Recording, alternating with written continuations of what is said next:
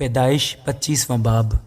اور ابراہیم نے پھر ایک اور بیوی جس کا نام کتورہ تھا، اور اس سے زمران اور یکسان اور مدان اور مدیان اور اسباق اور سوخ پیدا ہوئے، اور یکسان سے سبا اور ددان پیدا ہوئے، اور ددان کی اولاد سے اسوری اور لتوسی اور لومی تھے، اور مدیان کے بیٹے افا اور افر اور ہنوک اور ابیدا اور الدعا تھے۔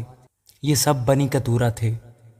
اور ابراہیم نے اپنا سب کچھ اسحاق کو دیا، اور اپنی حرموں کے بیٹوں کو ابراہیم نے بہت کچھ انعام دے کر اپنے جیتے جی ان کو اپنے بیٹے اسحاق کے پاس سے مشرق کی طرف یعنی مشرق کے ملک میں بھیج دیا۔ اور ابراہیم کی کل عمر جب کہ وہ جیتا رہا 175 برس کی ہوئی، تب ابراہیم نے دم چھوڑ دیا اور خوب بڑھاپے میں نہایت ضعیف اور پوری عمر کا ہو کر وفات پائی اور اپنے لوگوں میں جا ملا۔ اور اس کے بیٹے اسحاق اور اسماعیل نے مکفیلہ کے غار میں جو ممرے کے سامنے ہتی سہر کے بیٹے افرون کے کھیت میں ہے اسے دفن کیا۔ یہ وہی کھیت ہے جسے ابراہیم نے بنی ہت سے خریدا تھا۔ وہیں ابراہیم اور اس کی بیوی سارہ دفن ہوئے۔ اور ابراہیم کی وفات کے بعد خدا نے اس کے بیٹے اسحاق کو برکت بخشی، اور اسحاق بیر لہی روئی کے نزدیک رہتا تھا۔ یہ نسب نامہ ابراہیم کے بیٹے اسماعیل کا ہے، جو ابراہیم سے سارہ کی لونڈی ہاجرہ مصری کے بطن سے پیدا ہوا۔ اور اسماعیل کے بیٹوں کے نام یہ ہیں، یہ نام ترتیب وار ان کی پیدائش کے مطابق ہیں۔ اسماعیل کا پہلوٹا نبایوت تھا، پھر کیدار اور ادبیل اور مبسام اور مشما اور دوما اور مسا، حدد اور تیما اور یتور اور نفیس اور کدما۔ یہ اسماعیل کے بیٹے ہیں، اور انہی کے ناموں سے ان کی بستیاں اور چھاونیاں نامزد ہوئیں۔ یہی 12 اپنے اپنے قبیلہ کے سردار ہوئے۔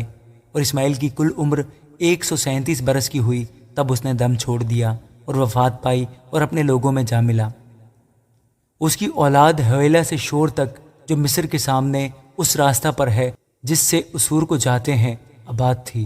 یہ لوگ اپنے سب بھائیوں کے سامنے بسے ہوئے تھے۔ اور ابراہیم کے بیٹے اسحاق کا نسب نامہ یہ ہے۔ ابراہیم سے اسحاق پیدا ہوا۔ اسحاق 40 برس کا تھا جب اس نے ربکہ سے بیاہ کیا، جو فدان ارام کے باشندہ بیتویل ارامی کی بیٹی اور لابن ارامی کی بہن تھی۔ اور اسحاق نے اپنی بیوی کے لیے خداوند سے دعا کی کیونکہ وہ بانجھ تھی، اور خداوند نے اس کی دعا قبول کی، اور اس کی بیوی ربکہ حاملہ ہوئی، اور اس کے پیٹ میں 2 لڑکے آپس میں مزاحمت کرنے لگے۔ تب اس نے کہا کہ اگر ایسا ہی ہے تو میں جیتی کیوں ہوں؟ اور وہ خداوند سے پوچھنے گئی۔ خداوند نے اسے کہا، 2 قومیں تیرے پیٹ میں ہیں، اور 2 قبیلے تیرے بطن سے نکلتے ہی الگ الگ ہو جائیں گے، اور ایک قبیلہ دوسرے قبیلے سے زوراور ہوگا اور بڑا چھوٹے کی خدمت کرے گا۔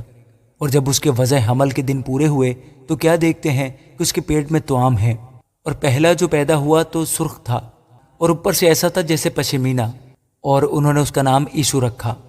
اس کے بعد اس کا بھائی پیدا ہوا، اور اس کا ہاتھ عیسو کی ایڑی کو پکڑے ہوئے تھا، اور اس کا نام یعقوب رکھا گیا۔ جب وہ ربکہ سے پیدا ہوئے تو اسحاق 60 برس کا تھا۔ اور وہ لڑکے بڑھے، اور عیسو شکار میں ماہر ہو گیا اور جنگل میں رہنے لگا۔ یعقوب سادہ مزاج ڈیروں میں رہنے والا آدمی تھا، اور اسحاق عیسو کو پیار کرتا تھا کیونکہ وہ اس کے شکار کا گوشت کھاتا تھا، اور ربکہ یعقوب کو پیار کرتی تھی۔ اور یعقوب نے دال پکائی، اور عیسو جنگل سے آیا اور بے دم ہو رہا تھا، اور عیسو نے یعقوب سے کہا کہ یہ جو لال لال ہے مجھے کھلا دے، کیونکہ میں بے دم ہو رہا ہوں۔ اس لیے اس کا نام ادوم بھی ہو گیا۔ تب یعقوب نے کہا کہ تو آج اپنا پہلوٹے کا حق میرے ہاتھ میں بیچ دے۔ عیسو نے کہا، دیکھ میں تو مرا جاتا ہوں، پہلوٹے کا حق میرے کس کام آئے گا؟ تب یعقوب نے کہا کہ آج ہی مجھ سے قسم کھا۔ اس نے اسے قسم کھائی، اور اس نے اپنا پہلوٹے کا حق یعقوب کے ہاتھ بیچ دیا۔ تب یعقوب نے عیسو کو روٹی اور مسور کی دال دی، اور وہ کھا کر اٹھا اور چلا گیا۔